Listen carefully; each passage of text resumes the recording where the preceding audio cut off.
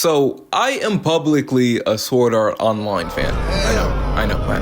I'm watching Solo Leveling right now, and when I tell you that Jinwoo is everything that Kirito should have been and more in just the matter of 6 episodes, it makes me wonder how good Sword Art Online could have been, but I'll explain a little bit of that later. The situations that Jinwoo has been in is just giving him more and more I'm him points. Not only are the other hunters disrespecting him by making him be known as the weakest hunter of all time, but they also think my boy is an easy lick. Why they keep trying Jinwoo? But little do they know Jin been in the gym, locked in. The episode before the last showed this man having a whole transformation. Bro ate the growth spurt devil fruit. These aren't even the same character models. All bro needs now is a low taper fade, and he's the cleanest anime character in this season of anime. Bro had the nurses shook too. They was in there like, I didn't know he was built like that. Oh God, he got a sleeper build. Had him shooting their shots and everything. The Riz was effortless. The only thing that didn't transform though was his bank account. Bro was still stressing about them bills. His landlord was calling him like, hey, where my money at? Actually, the landlord was mad chill. He understood that Jinwoo had just came out of the hospital and said that he could collect the payment later, but Jinwoo, being the stand-up guy that he is, was like, no, I'll bring it to you ASAP. You better than me. Would have been like, hey, give me this month off, bro. So since he needed money, Jinwoo then went to what is basically the Indeed.com for hunters. However, unlike Indeed, he actually found a job straight away. He thought about getting reappraised to possibly get a higher ranked job to get more money, but he didn't want to bring more attention to himself since second awakenings are so rare. People having animosity for his new ability to power up would just be more problems for him, basically. And I understood the hesitation. You don't want to make it too hot for yourself, but I would have immediately been trying to get in contact with those Secret Service guys that visit him in the hospital after he survived that Dina Titan boss. So he gets a job and goes to the job site, and there's 5 hunters that approach him. And one of them was already on bullshit, bro. He was like, I know him. That's the weakest hunter of all time. Like, bro, why are you so excited to disrespect me like that? Bro was pointing his hand and everything. I would have been like, yo, why is Ice Spice talking to me like this? So the leader of the crew hands over Jinwoo an agreement, basically putting Jinwoo in the worst Hunter's 360 deal ever. Since Jinwoo is E rank and they're all C rank, they won't be sharing the loot with Jinwoo since he won't be in combat. They'll also need Jinwoo to carry their bags, which has food and a med kit. Jinwoo's like, hold on, wait,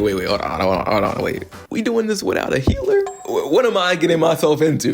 The captain go put his hands on Jinwoo's shoulder, talk about some, we do this all the time. That's when I knew this man couldn't be trusted. Any man cutting corners on life or death missions are like League of Legends players. They don't care about their life. He's like, anyway, just sign the contract, little bro. Then this loser shows up. I can't even remember his name. This guy is the equivalent to when somebody shows up to a pickup basketball game covered in full gear. You already know they putting up no shots on the board. It's the same with this guy. He's a nice kid though. They get to the portal and everybody's like, yo, this portal a little too big to be a C rank portal. Impending anime doom. The captain's like, nah, the higher ups already checked it for us. This is a C rank portal. It's nothing to be worried about. So they enter this portal and it takes them to this dark cave. And after they light it up, they're a little confused. There's no magic beast in the cave. It's suspiciously empty. The rich kid's like, hey, Jinwoo, are there any dungeons without monsters? And Jinwoo immediately shut him up. He's like, shh. I'm trying to lock in. By the way, I don't know if it has been explained or if they will explain it, but it seems like this leveling system is definitely altering Jinwoo's personality. Maybe he's just more assertive now since he has more I'm him attributes, but this is not the same Jinwoo from like 3 episodes ago. Jinwoo figured out that the magical monsters were insect beasts and that they were coming up from above. This man here did a whole Boruto Rasengan blowing up the ants. They handled all these magical beasts with ease, and you know in anime when you do something easy, something 100 times worse is coming. So as they advance further into the cave, they discover these thick webs in the way of where they need to go. Lethal Company experience lets me know exactly where this is heading. Also, there's a real bug problem in this show, They get to an area in the cave filled with mana crystals, and them boys' jaws just dropped. Rent is about to be paid. They like, yo, if we split all these mana crystals 7 ways, we about to be up. Then the rich kid asks Jinwoo for his contract for him to read and tells him he's pretty good with legal stuff. He then walks up to the captain and is like, you guys are talking about splitting these mana crystals 7 ways, but shouldn't it be 8 ways with Jinwoo since these mana crystals aren't monster drops? And the captain's like, yes,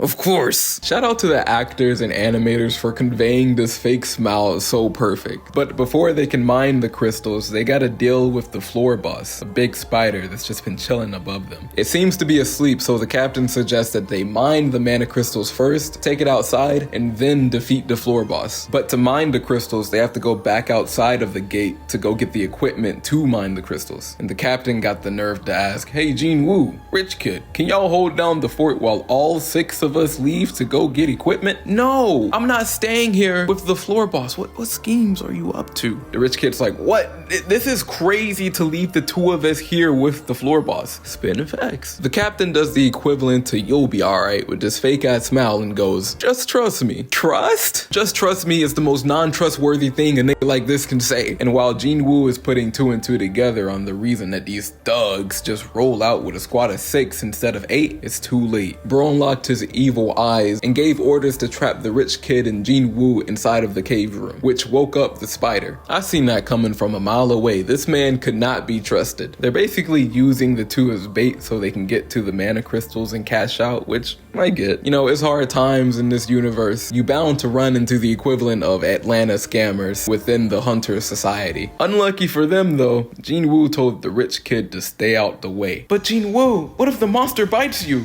"If it were to bite me, I might have a bit of a problem." "What do you mean a bit of a problem? Your head's gonna get bit off." "Nah, I'd win." "Bro, you are not Gojo." Oh, holy shit, he's actually kind of fast.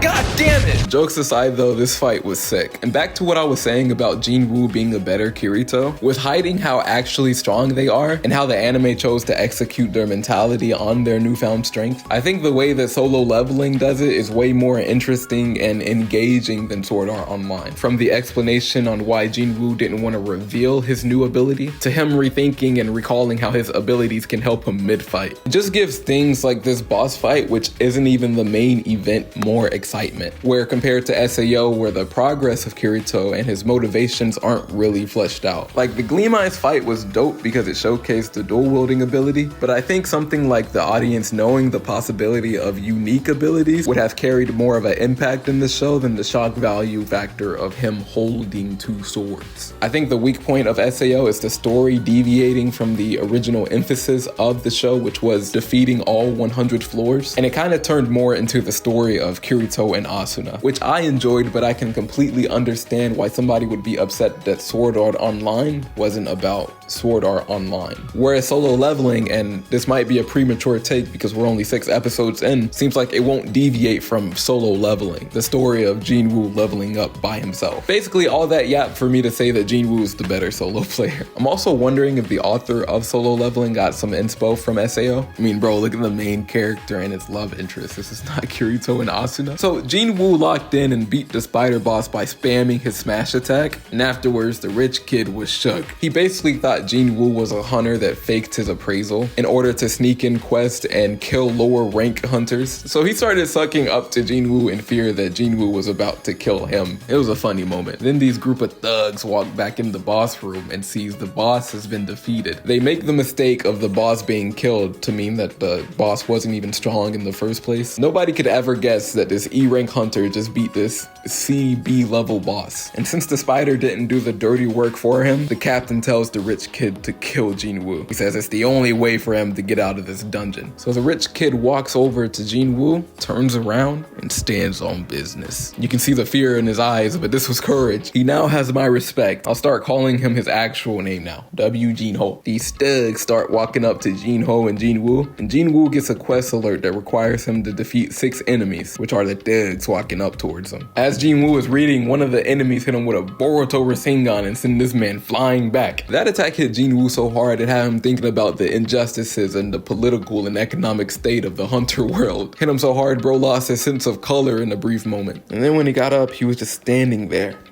menacingly. These guys should have known it was bad news when he got up from that attack without blocking, and more bad news when he started walking up to him talking to himself. My man's was just oozing of killing intent. Shit was coming through his shoes. Are we sure this is the protagonist? Then this cocky idiot walks over to Jinwoo to explain the situation that he's in. Jinwoo cut this man whole head off clean. I'm watching this like, oh, they setting the tone for this guy's character. This isn't gonna be some lighthearted, successful training shonen. They didn't even see bro pull out the knife. He's basically David Blaine at this point. Jinwoo was slightly conflicted in what he just done because he did kill a human being. But if he didn't do it, then he would have been the one who died. And when he comes to this conclusion, he lifts his head up with the coldest eyes ever. They all attack him at once, but this man deflecting bullets, spot dodging attacks, stabbing Ice Spice in the stomach, and the effects of this dagger was giving these boys COVID 19,000. The boys was just coughing up blood. Jinwoo had beat this whole squad in the matter of 5 seconds, had the commander shook. Bro knew Jinwoo was the real deal and went Kaioken instantly. I will not let you destroy my world! Nah,